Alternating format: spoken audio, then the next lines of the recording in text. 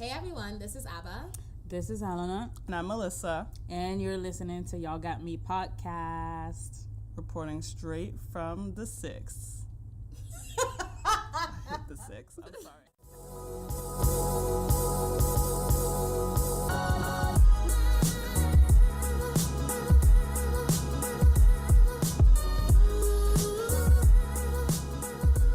Y'all got me is kind of like a double entendre because it's like y'all got me fucked up and like you're out here wilding and I'm pissed off about it and I have to talk about it. Yes. But also y'all got me as in, you know, this is a podcast with 3 black women living in Toronto. We're connected by Toronto, but yes. I feel like our personalities would be the same if we lived anywhere else. Anywhere. Yes. And yeah, it's like we have each other's like backs in the way that black women have always had each other's backs. We'll always have each other's backs. Yeah.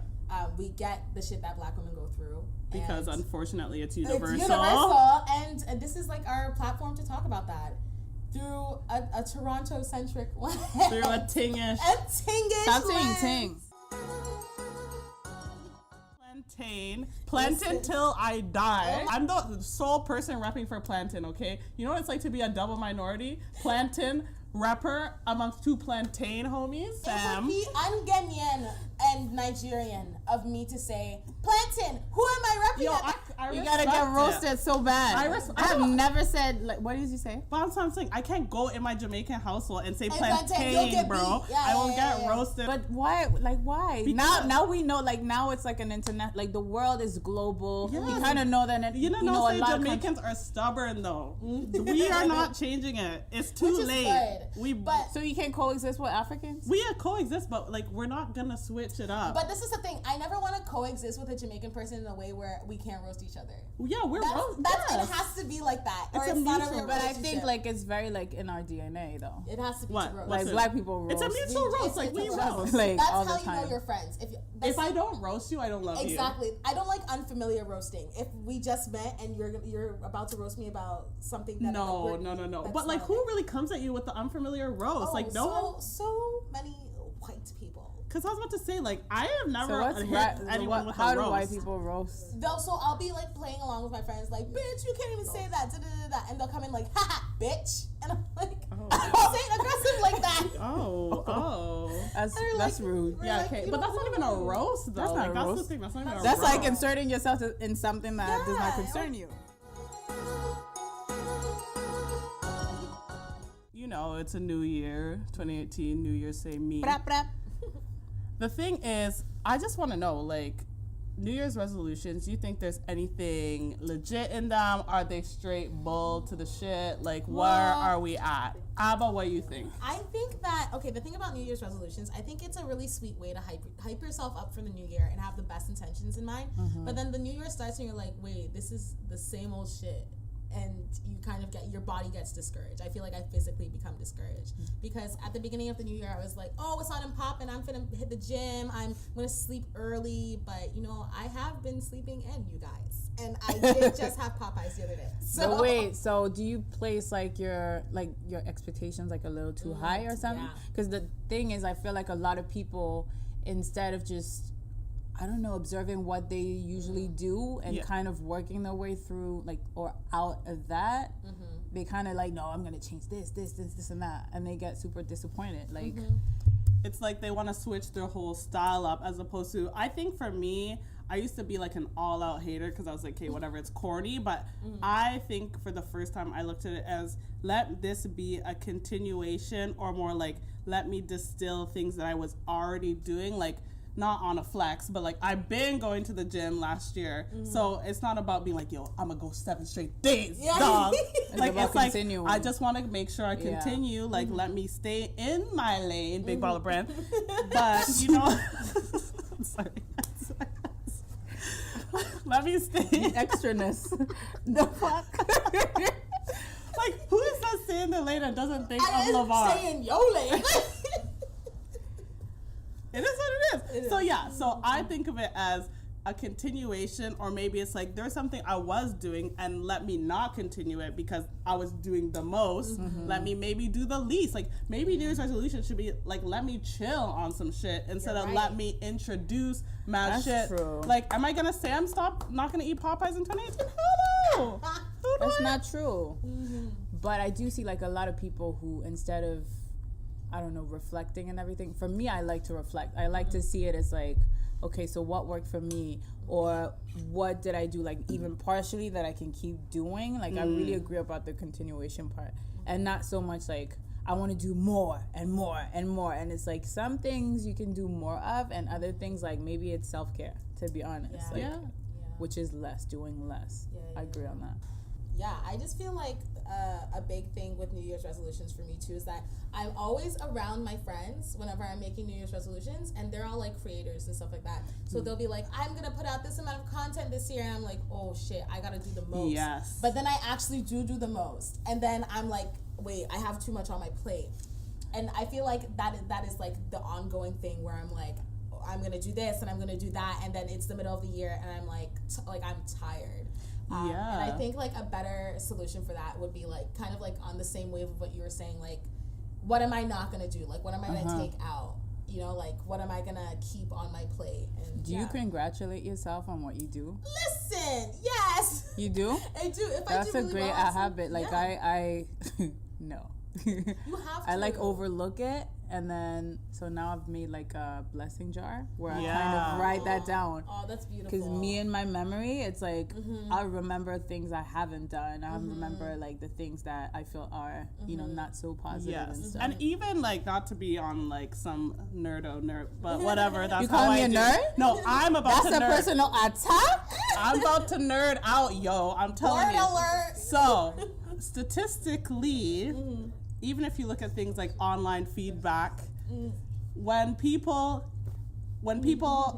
are giving feedback, the people who are more engaged and more likely to respond to something are people who had a negative experience. So if you apply that to your own personal life, it's like you can think of all the situations where you're like, wow, I was trash, like wow, I dropped off the ball on that. But if I'm trying to think of like accomplishments, it's so much more work for me to think of things that, because it's like I am always self-evaluating, be like, what can I improve, like where can I be more efficient, where can I be this, but it's like we often don't think of being kinder to ourselves as part of that, or it's just always like in the continuous loop of improvement. It's like, yo, am I allowing myself to chill and recharge? Like, how can I be the best self if I'm mad burnt out because I'm doing the most? That's true. I agree. Well, now, no, I'm trying to be really good about that. And even though I don't have money, even though I'm poor. You're not poor.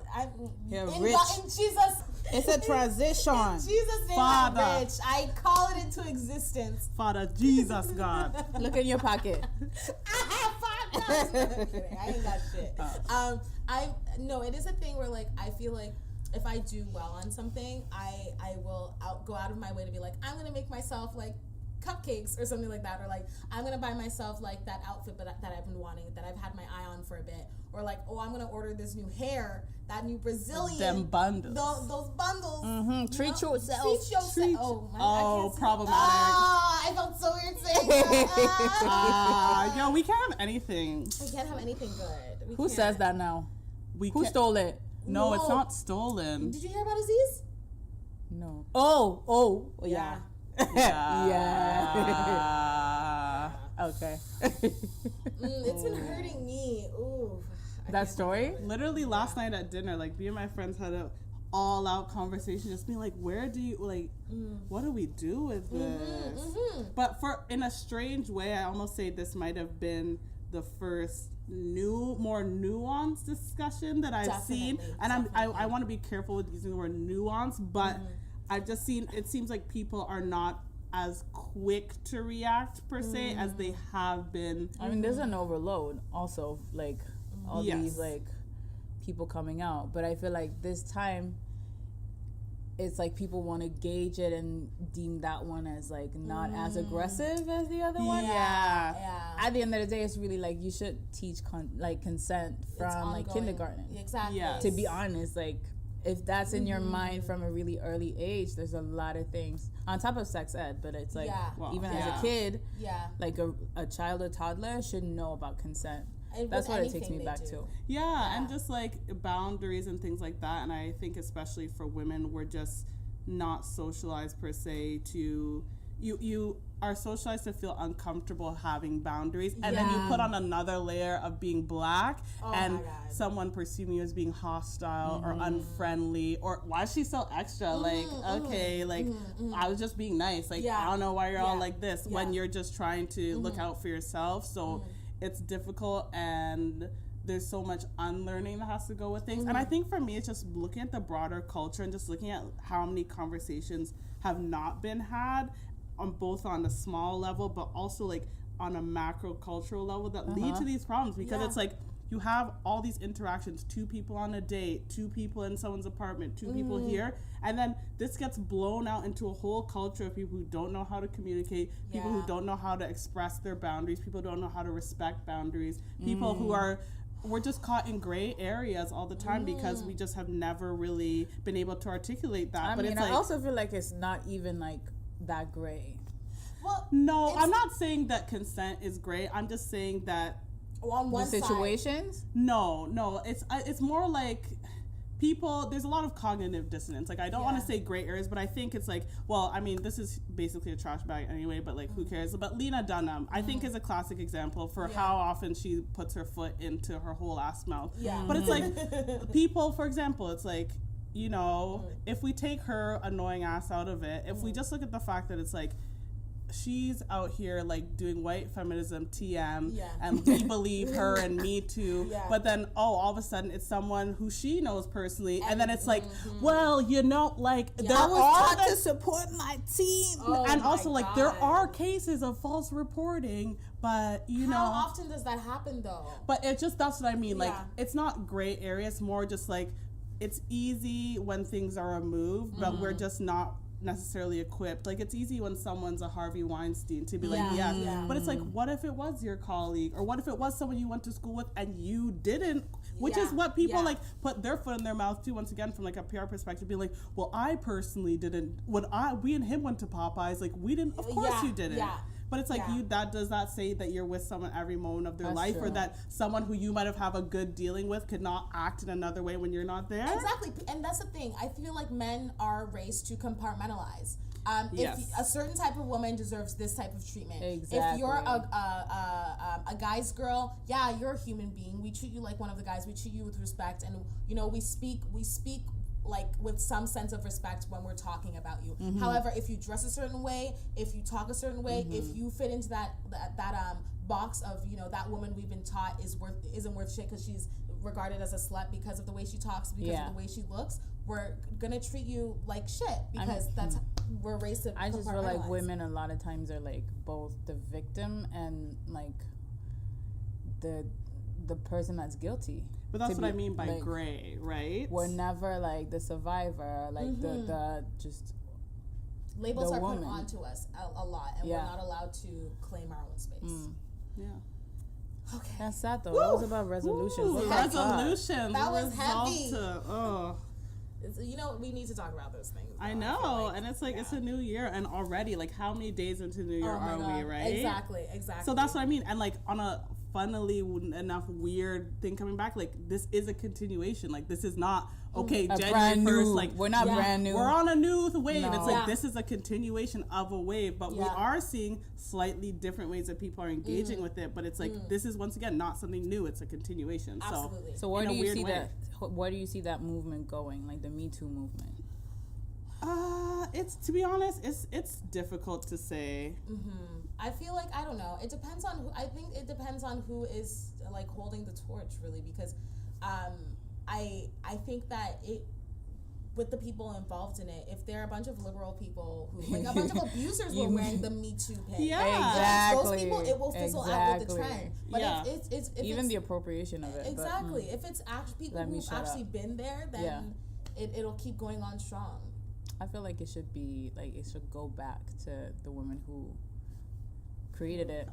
So Tarana Burke, instead of who like the most visible person right now is kind of like Rose McGowan, right? Yeah, but then Rose McGowan got her fucking show from it. But she lost it for me when she was like, anytime someone drops, but what about, like, imagine if the N word, like, as soon as they start with those ones, that was the imagine, end for me. Honey, but I have to imagine both, bitch. Like, but that's the thing. It's like I don't even know like Google is your friend. Thank you. At that point, you're like super visible, hyper visible. Thank you. It's the Me Too movement, and you still like fix your mouth to compare all these different issues. But I think the crazy thing to me is, like, every time I see it, I look at the largeness of that blind spot says something. Like, the fact that would never even occur to you says something. Exactly. So it's like, look at her and see that she wouldn't even be like, wait, there are black women. Like, exactly. Yeah. That's all you need to know, folks. Yeah.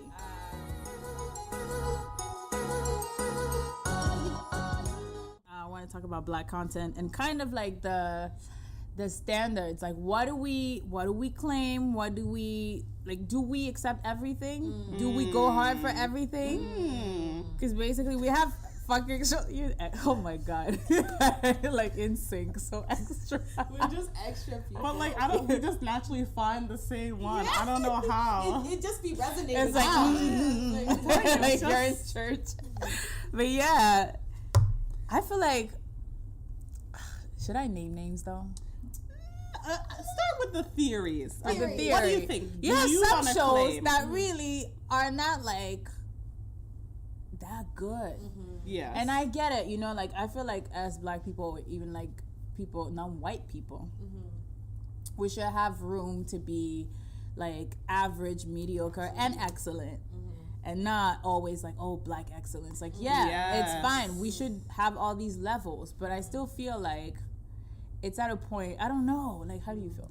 I think, to be honest, I think for most of us, we do come out of that. We've been conditioned to support black excellence because they want to make it seem like you can only succeed if you're exceptional. Like, we very rarely see average depictions of people who are just black and regular. Like, not all of us are like, you know, or it's like they want to fetishize trauma so that it's like, I came up, you know, like, can we just be regular? Like, we just want regular things. So I think to a certain extent, there's stuff that we can appreciate and be like, honestly, it wasn't that good. But at the same time, there's so much white mediocrity that's allowed to cook.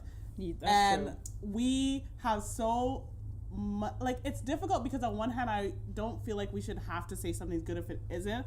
But we're also in such a difficult position that it's like, if we don't watch it, they're already not putting in the money. They're not putting in the funding. They want it to fail anyway. Exactly. So I feel it's difficult for me. Like, I will still consume it and then have my own opinion to be like, I watched it to support and I didn't love it. And I feel like people are allowed that. But at the same time, like, it's just hard when you're not really given a lot to work with, that it's like, I don't know if I can just hate off jump. Yeah, well, see, that's the thing though. I feel like it depends on who I'm explaining this consumption of black media to. Because if I'm talking to white people and they're like, oh, you know, dear white people actually wasn't that good. Like, I feel like the topics, I'm like, well, how would you know? Shut up, Becky. Shut like, up. How would you know Ronald? No. I guess a lot of black people have the name Ronald too. But I feel like yeah, with black media, I think that it's a weird thing because I hate watch a lot of bad black shows. Yes. So like when I was watching like Nollywood movies. I hate watching Nollywood movies, but I still want that industry to get money because the more money they get, the more amazing filmmakers are being developed. Because I feel because Nollywood has existed for so long, it like was super hype in the 90s, and from that, I think a lot of Nigerian people saw that, and there was a push to allow more filmmakers to have funding and training. And from that, there are actually like a lot of Nigerian and Ghanaian filmmakers who are doing like pretty good work. I definitely feel like we have to support it. And I think that we have, like, there's I feel like as black people, universally, we tend to be very careful like who we speak to about what, like, we're not gonna trash other black people in front of like it's like a family thing. Like, I'll roast my brother day in, day out. You come for him, but let a next person come. Like, that's what I mean. It's like it's a familial. Like we can say it because there's a certain level of understanding, and also I think it does come from excellence, where it's like we know that there are those of us who are capable of doing stuff. It's like we weren't the ones who didn't think that black people couldn't be in certain fields. Like, also, okay, I'm gonna side segue, but like, what's his name? Sterling K. Brown winning the first black I can't And believe I you're can't still saying like first In everything. 2018 AD, my guys. But I also want a super segue. He's fine as hell. Oh, he fine as hell. He's my dark Yes. skin king. But the dark skin king is But- still, we're still having the first, first. yeah. And It's not, the and first not of alone. everything. That's in America, like Canada. Oh, don't even get us started. They Yo, don't even listen, announce Fred? our shit. They don't Fred? even announce our shit during the Junos. Like, stop. Yeah, the Junos. You Like, think French any- would have the best friend, like the best friend role award. Yeah. That's yeah. The That's maid. it. It's The best maid. The No. best Caribbean accent. No. Oh, don't. It's getting sad. It's getting sad up in here because that is like, I feel like it's so sad because that's the thing. Whenever we're looking at black content in the media and we're talking about the global media, it's always the U.S. that's being highlighted. Yes. It's always black people in the U.S. who get most opportunities Speak when it on comes it. to those things. However, when it comes to Canada, like we are not getting enough funding as black people to make things that can be shared on a global level. And when we do, like our community will give it a push, but the people who really have the voice, like in the global media, will not say shit and Seriously. will not elevate our shit like that. So who do you think it's on? Like, whose responsibility is it Well, to elevate? Like, even the non-US, like to make it less US centric. the problem is it's not our responsibility. The problem is we have no choice but to do the work because no one will do the work if we don't. But not the problem, but the thing is we don't have the resources to create the large infrastructure or that is needed to push that. And the thing about that is like that's an issue of Canadian media first, but you go down the ladder, quote unquote, and try to do black media. Because see, that's the thing too. Like in the U.S., there is an avenue at least for black people to be like, this is gonna be a show that features a lot of black people, or we're gonna have a show like Scandal where the lead is black. We're gonna have a show like Blackish where it's about a black family, stuff like that. But then when it comes to Canada, it's like we're gonna have it be this hodgepodge of colored people, and the only black show you're ever gonna get is The Kink in My Hair, and that's it. Have you seen that? No, That's I haven't. it. Not. Okay, so literally this is the only show of like contemporary, I don't know, ilk that I can say most black people like of Toronto at least can speak to that was on mainstream So television. it's not on TV anymore. It was on for a few seasons and it was literally about a hair salon, like a Caribbean inspired hair salon in Toronto. And that's the only contemporary show that I can remember where it featured like a primarily black cast, like discussing things that, and it's not like black issues like, oh Lord, like literally just like black people living and dealing with things. But that's the only and that's been off the air for years, a decade, more than. And it wasn't even on for a decade. So like you can imagine.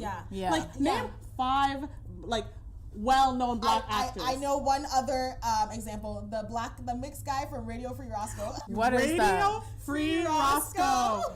It's all you ever hear. Look like this, think like this, be like this. How do you fight it? We started our own radio station. We keep our identities secret. It gives us the power to say what we want as loud as we want. We change the rules around. This is taking it back. What was his name again? I can't remember. Oh Not my like God. Comet or something. It was something. It was like he definitely had a white mom. And Lily was the biddy that they were all into.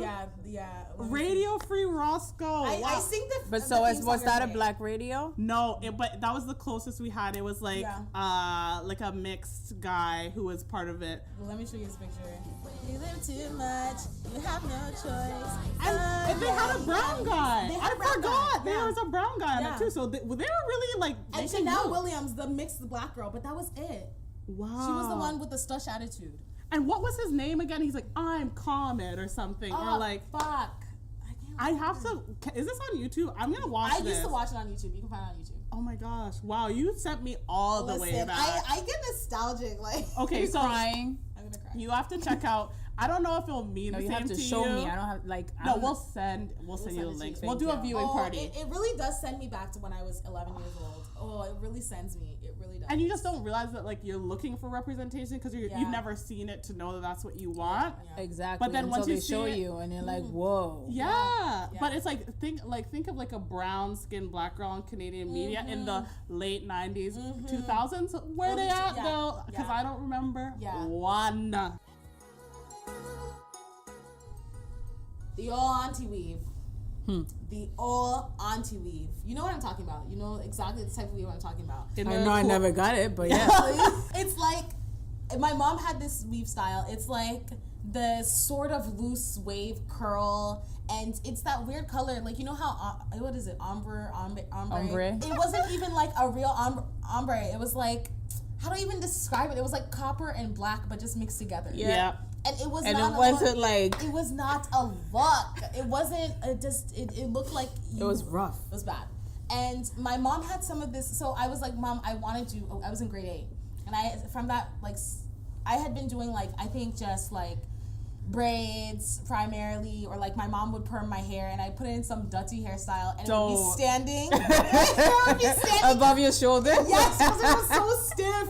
Because it was hers. It's like the Cat Williams haircut. No, Cat Williams is even like something that we could have aspired to. Like, it just stood. It was hard. It was like, I turned my head and it would stay.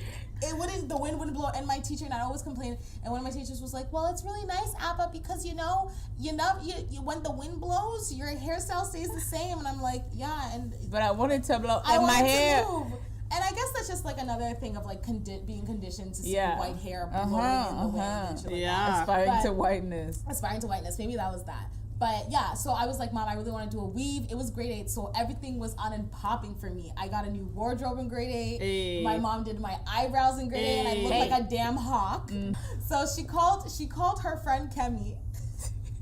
I was like, Mom, I want Janelle to do my hair. Janelle is my Jamaican neighbor. And Janelle, she was young. She was like 21 at this time. So she knew the types of hairstyles that were in. And I wanted to go to her. And my mom was like, no, she charges like a lot an hour. And rightfully so. She's a hairdresser. But my mom was like, let me call Kemi. And Kemi's just like her Nigerian friend that comes through to do hair sometimes. Sometimes, yeah. Tell me how Kemi rolls through. When times are low. No, for my mom, Kemi is all the time.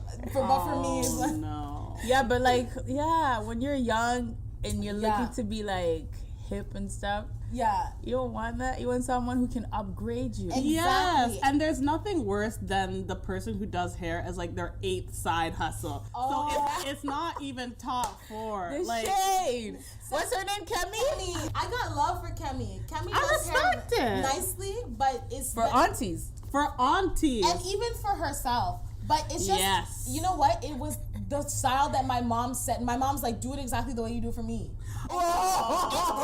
No, your mom was shading you. She was like, this girl said, what? She's like, she wants a weave, eh? Let's go. Instead of Kemi having my back and being like, okay, and doing it like a different style. She could have whispered. She could whisper like, oh, I'm gonna do it like this. I'm gonna give you a nice side band because I know you kind of emo. Like, she could have done that. No, she did the full auntie thing. And so she did the hair. It pulled out my edges. Oh. Tell me how I looked in the mirror and I broke down. I started crying. No. I was so sad. Did you feel like it was your own hair? Listen, I was like, it was ruined. I was like gasping and like screaming. And my mom's like, it's okay. I was like, it's okay, don't cry. It's so bad. So then I'm like, Mommy, I need to take this out. And then my mom's like, she's like, I just paid $70 for this. No. And that was back in the day. So with inflation, that would have been like $200. Yeah, exactly. So my mom was like, you gonna wear this weave. So you guys sweat it out. Exactly. So the next day I went to school and I was crying and my friends were like, Abba, my friends are holding me and shit. Abba, it's okay. It's just weave. You can take it out. But this is the kicker. It wasn't even that. It wasn't even that got me, that my friends, that I had to go to school with it. Because, whatever. I'm glad they accepted you. Exactly, they accepted me. On my way home. The way you were. No, on my way home, though, this is what traumatized me. On my way home, I was walking past my mailbox. Tell me how these 3 kids from the public school across from my Catholic school, these 3 badass kids, they walked by me and they looked at me and went, what the fuck? Weave? And I instantly broke down. Because you didn't want them to know you had weave? I didn't want them to know I had weave, A. B, it was the what the fuck. What the fuck? Weave? And I was like, I went home and I was like, Mom, you need That's to cut almost this shit. like, having a crush see you in a bad moment. Yeah. And also because it wasn't even like a full roast, so it was like the first things. that could come. Like, it was just like so aggressive that they're like, I can't even get it together to like really hit you with a like a hot insult. Like, it was just like, he was just in shock. He was shook. He was shook. He was shook. He was like, Auntie, like, he was shook. Like, no. It's like that tweet where that guy's like, I was at dinner and my little cousin was pointing at something. What the hell? And my mom was like, why are you cussing in this house? Don't cuss in my house. And the kid was pointing at his older sister's weave or her wig. So, no. When it's visible, you know, it's a miss. Oh, and you know It's a what? miss. It's just... And it's like... Why'd your mom do you like that? Yeah, like, you expect other people to not have your back. My mom doesn't see she doesn't get Do why... you feel like she secretly gets a kick? I think she didn't think it was bad. Like, when she did my eyebrows and I looked like a hawk, she thought she did the damn thing. I'm done. I look like... I can't even describe it. You know, I look like an arrow. Like, my... No, that's wrong. I can't even describe it. And you can't, as like, bad. eyebrows are, like, you know, sacred. I will say, though, in the time when she did it, I didn't think it was that bad. Actually, I went to school and everybody got their eyebrows done. Like you? Listen, I'm serious. Later that I week, don't doubt it. everyone was getting their eyebrows done. I was a trendsetter. However, when I look back, Hey, listen, you can't claim they certain... were this small and this far apart. For those listening, my eyebrows were at my damn sideburns. And the middle, it was the middle passage, y'all. It was a huge hunk of space. Like, there's certain trends you shouldn't set, though. Like, Well, that was the eyebrow of the time. The thin brow was the look. Ting. Thin, my thin, and mom, okay, because I don't pluck my eyebrows. Yeah. But I did it for a little bit because I wanted to feel like, you know, grown woman. Yeah. She like, no, she was on my ass because I plucked them too thin. She's like, what the fuck did you do? And I never plucked them again. And I've been living my best life. Yo, the pluck free life it's freeing. It's and true. also I saw a meme, I can't remember, about basically like when you go to the eyebrow threading lady and they always ask you for upper lip and it just leaves you with a complex. Because when you say no, they're like, There's nothing wrong with this A, B. You better shut up. And it's like, Exactly. even though you know it's for the monetary, like they just hit you with the shadiest. Like, they had to pick the mustache. Or like mine was so rude. She was like, "Oh, you sure?" Yo. I was taking her. Do you want a mirror? Oh, no. You know what? That actually takes me back. One time when I was in Paris in grade 10, I went to get my hair done. And I went in, and the lady's like, "Oh, I had gotten my eyebrows done before I got to Paris too, and it had only been 2 days since I was there." I got in there, and I went, "Hi, I'm here to do," and she went, "Oh, you're here for eyebrows?" And I went, "No, my hair," and she went, "Oh, because you need to get your eyebrows done." And keep in mind, I was only like The shade. 14 years old. The way she ethered me, "Oh, because you need to get your eyebrows done." I had gotten it done before I got to Paris. No, but I feel like these ladies, like they get a kick out of it. I They would get a kick. too. Estheticians, I feel like It's not just anybody- monetary. It's not that. It's They gotta make shady. you feel. Anyone who does your hair, think you your shit? nails, your You makeup. nothing in my salon. Watch you be 65 and catch up with that same weave. I will be- not. No, when I'm 65, I'm dyeing my hair all different types of colors. I'm going all out with my hair because I'll be old. Nobody can tell me shit. Are you gonna call Kevin though? Can your mom still tell you shit? Ooh, what? Cammy, I'm just asking. Like, I probably will. well, Cammy's price is still $70, so oh, yeah. That's still too respect. much. Support black business. Like, so. you know, when you break my trust, that's why I don't like hairdressers. Like, if you break my it's trust, intimate. The hairdressers are gonna come after you.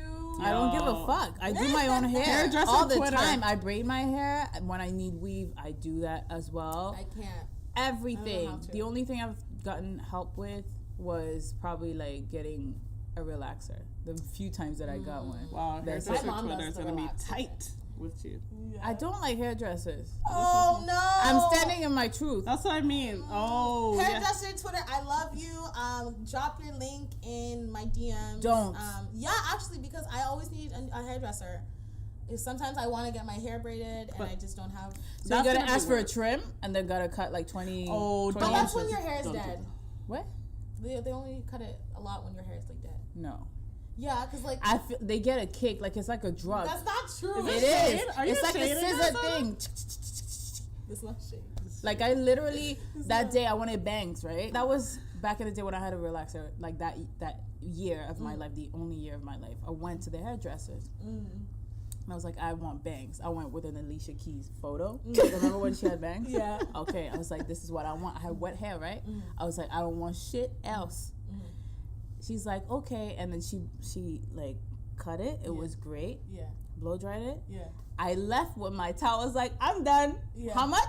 She's like 10. I gave her 10. Yeah. Ran to my house Yeah. across the street. That's it. She did not touch the rest of my, just the bangs. I was like, I don't trust So you. that's it? Yeah. That's the beef? That was the last, that was the last time I went. And I curated my haircut. I'm done.